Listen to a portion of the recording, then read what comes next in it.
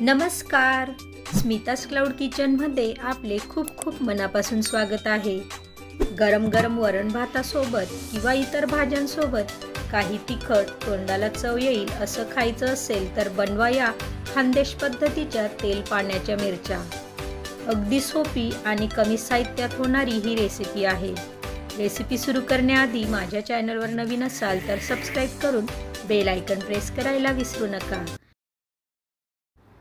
तेल पाण्याच्या मिरच्या करण्यासाठी लांब आणि जरा जाडसर मिरच्या घ्यायच्या आहेत। या मिरचीची देठ न काढताच ती मध्यभागी फक्त चिरून घ्यायची आहे।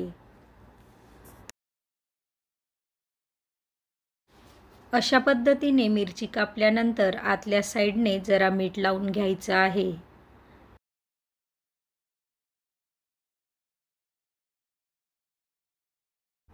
अशा पद्धतीने सर्व मिरच्या कापून त्यांना आतल्या साइडने मीठ लावून मी बाजूला ठेवलेल्या आहेत। आता मिरच्यांमध्ये भरण्यासाठी पीठ भिजून घ्यायचं आहे। त्यासाठी बेसन पिठाचा वापर करायचा आहे। मिरच्या किती आहेत त्यानुसार पीठ घ्यायचं आहे। इथे मी 4 चमचे बेसन पिठाचा वापर केलेला आहे। यात आता अर्धा टीस्पून हळद, अर्धा टीस्पून जिरं, अर्धा टीस्पून ओवा, तसेच चवीपुरते मीठ, चिमूटभर हिंग घ्या, थोडी कापलेली कोथिंबीर टाकून घ्या आणि पाणी टाकून भज्यांसाठी भिजवतो तसेच पीठ भिजवून घ्यायचे आहे। जरा दाटसर अशीच कन्सिस्टन्सी ठेवायची आहे।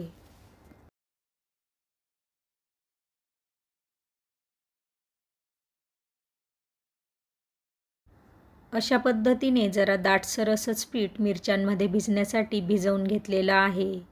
गॅस पेटवून त्यावर मी पसरट अशी कढई ठेवून घेतली आहे। भाजीसाठी थोडंसं तेल टाकून घ्यायचं आहे। या मिरच्या करण्यासाठी पसरटच भांड्याचा वापर करायचा आहे। तेल तापलं आहे, त्यात छोटा अर्धा चमचा जिरं आणि फोडणीसाठी अर्धा चमचा मोहरी टाकून लगेचच पाणी सोडायचं आहे। मिरच्या बुडतील याचा अंदाज घेऊन एवढंच पाणी टाकून घ्यायचं आहे आणि या पाण्याला अगदी व्यवस्थित उकळी फुटू द्यायची आहे। पाणी उकळेपर्यंत मिरचीला पीठ कसं लावायचं ते बघू। मिरची फक्त पिठात बुडवायची आहे। दोघं साईडने कापलेली असल्यामुळे तिला पीठ आतून देखील सहज लागते। जर मिरची एकाच बाजूने कापली असेल तर हाताने देखील तुम्ही मिरचीत पीठ भरू शकतात। अशा पद्धतीने मिरच्या बुडवायच्या आणि उकळत्या पाण्यात टाकायच्या आहेत।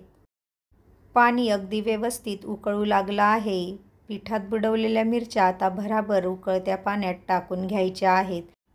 उरलेलं पीठ देखील वरून मिरच्यांना लावून घ्यायचं आहे।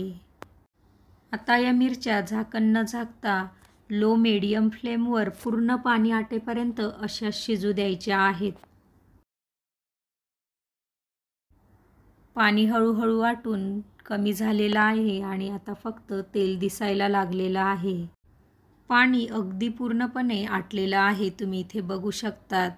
खालच्या बाजूने देखील मिरची कशी शिजली आहे ते तुम्ही इथे बघू शकतात।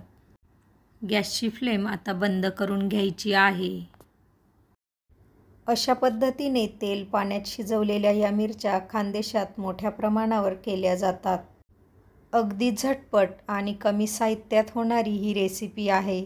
तुम्हाला कशी वाटली ते मला कमेंटमध्ये नक्की कळवा।